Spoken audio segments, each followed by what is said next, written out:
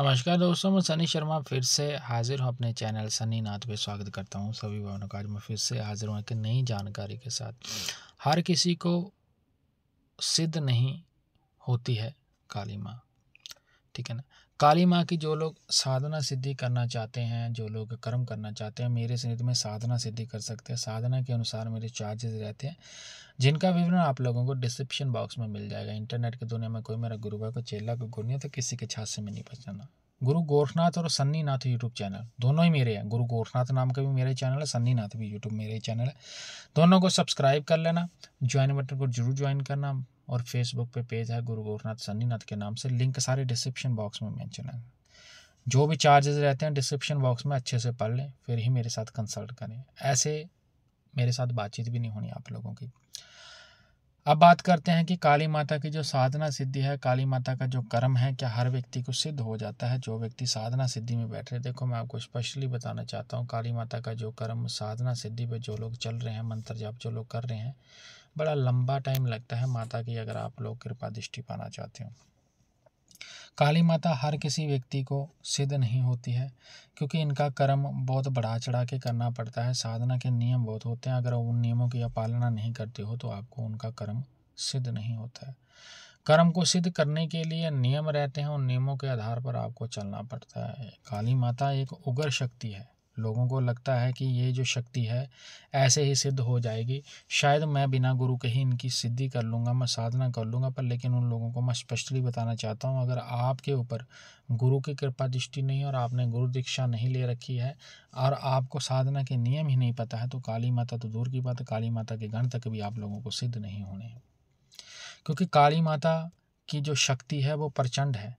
काली माता जो है वो उग्र रूप में चलती है। काली माता को संभालने के लिए भी आप लोगों को जो है गुरु महाराज की आज्ञा पे चलना पड़ता है। अब बात आती है कि गुरु कैसे और कहाँ से मिलता है। देखो भाई, गुरु कहीं से नहीं मिलता, गुरु मिलता है अच्छे कर्म से। अगर आपने कर्म कर रखा है अच्छा और आपके ऊपर गुरु की कृपा दृष्टि है, तब जाके आपका जो कार्य है वो संपूर्ण होता है। अगर आपके ऊपर गुरु महाराज की कृपा दृष्टि नहीं है और आप बिना गुरु के साधना सिद्धि पे चल रहे हो, तो उसकी कोई पुष्टि नहीं होती कि वो मंत्र आपके जागृत हो जाए या माता की आपके ऊपर कृपा दृष्टि हो जाए।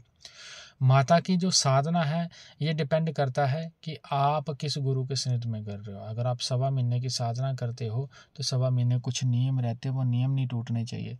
रुद्राक्ष की माला रहती है, साफ सुथरे वस्त्र रहते हैं। जरूरी नहीं है कि आपने जो है वो धोती पहन कर ही बैठना है। जो कट्टर होते हैं, कट्टर मीन कि जिन लोगों के मन में धारणा है कि वह माता की कृपा दृष्टि पाकर ही हटेंगे, उन लोगों के लिए पूरे नियम होते हैं। और जो लोग दीक्षित होते हैं उन लोगों के लिए पूरे नियम होते हैं।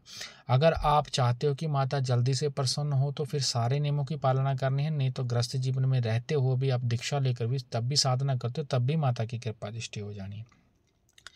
ये नहीं है कि जो बंदा काले वस्त्र पहन के चल रहा, लाल वस्त्र धोती पहन के जो पूजा कर रहा, तो उसके ऊपर दूसरी काली माता आ जाएगी। काली माता एक ही है, कलकत्ते वाली, वही चलनी है और उनकी ही बाहर कृपा दृष्टि आप लोगों पे रहनी है, अगर आप नियमों के ऊपर चलते हो तो।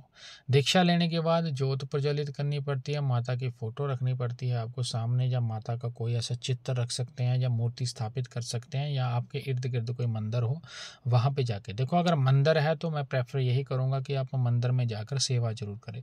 झाड़ू पोछा करने से भी बड़ी आपके कर्म करते हैं और आपके ऊपर जो है देवताओं की कृपा दृष्टि होती है और आप लोग जो है वो साधना के क्षेत्र में जो है वो सफल हो जाते हो।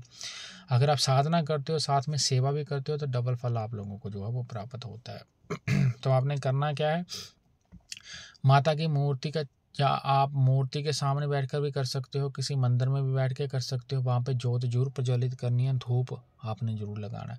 घर पे भी आप कर सकते हो, ठीक है ना। सेम कंडीशन रहती है, मंदिर साफ सुथरा होना चाहिए, कपड़ा बिछा लो नीचे और आपने जो है माता का चित्र स्थापित कर देना। अब आपने जो है पूजा अर्चना शुरू करनी है। एक आपने ज्योत लगानी होती है सामने, दीपक बोलते हैं, क्योंकि दीपक में ही देवताओं का वास रखकर साधना करी जाती है। और ज्वाला रानी माता है उसी में ही स्वरूप आता है सभी देवी देवताओं का, तो उन्हीं में ही आपने जो है अरदास लगाकर मंत्र जो दिया जाएगा उस मंत्र का आपने जो है वो जाप करना होता है, जो गुरुओं के द्वारा आपको प्रोवाइड होता है, ठीक है।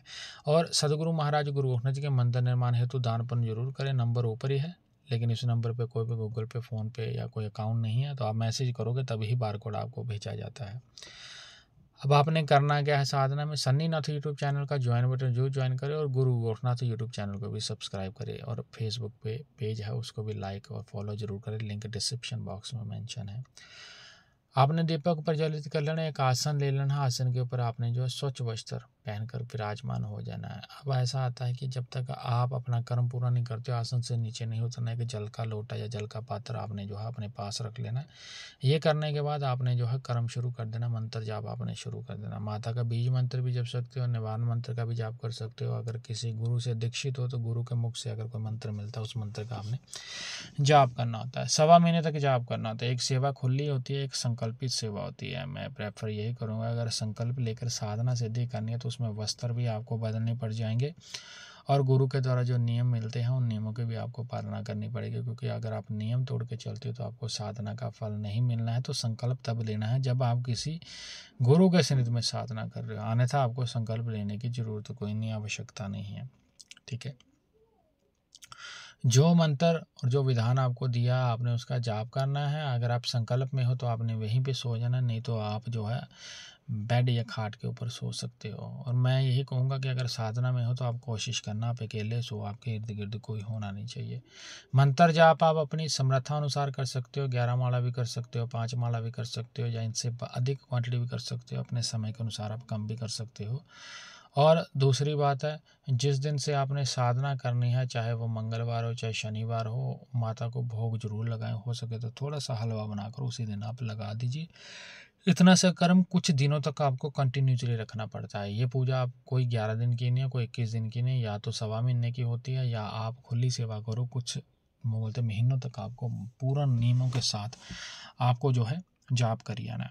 अगर आप विवाहित जीवन में हो तो भी ब्रह्मचार्य का पालना करना है, कुंवारे हो तो भी ब्रह्मचार्य का पालना करना है, साधना गुरु से ली है तब भी ब्रह्मचार्य का पालना करना, और खान पीन का खास तौर पे ध्यान रखना है। साधना के दौरान ना तो किसी का जूठा खाएं, ना ही किसी को अपना जूठा देना है।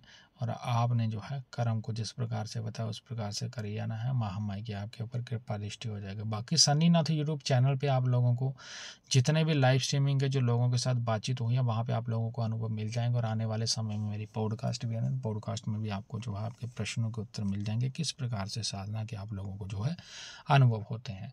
तो चैनल को सब्सक्राइब, बेल आइकन पे क्लिक, और लाइव चैट में आप लोग मेरे साथ फ्री में बात करते हो। बाकी की सर्विस पेड है, कोई भी साधना मेरे सानिध्य में कर सकते हो दीक्षा लेके। साधना के अनुसार चार्जेस हैं जिनमें हवन इंक्लूड रहते हैं। ठीक है, मिनिमम साधना 25-30 हज़ार से शुरू होने, इससे नीचे कोई साधना नहीं होती है मेरे पास। मेरा काम जन कल्याण हेतु क्रिया प्रकाशित करना। मेरा किसी भी जाति विवाद या किसी धर्म के साथ कोई लेना देना नहीं है। मैं सभी धर्मों का आदर सत्कार मान करता हूँ, और एक जो व्यक्तिगत दायरा होता है उसको ध्यान में रखते हुए अपने अनुभव के आधार पर, जो गुरु ने मुझे ज्ञान दिया उन्हीं ज्ञान के आधार पर मैं यहाँ पे कुछ भी बोलता हूँ। ठीक है ना, जो भी बोलता हूँ उसी चीज़ को ध्यान में रखते हुए मैं बोलता हूँ। मेरे द्वारा दी गई क्रिया करने के लिए गुरु का होना जरूरी है। मेरे द्वारा चाहे मंत्र दी चाहे विधि दी, जब तक गुरु नहीं है तब तक ये आपके लिए पूर्ण रूप से कार्य नहीं करते हैं।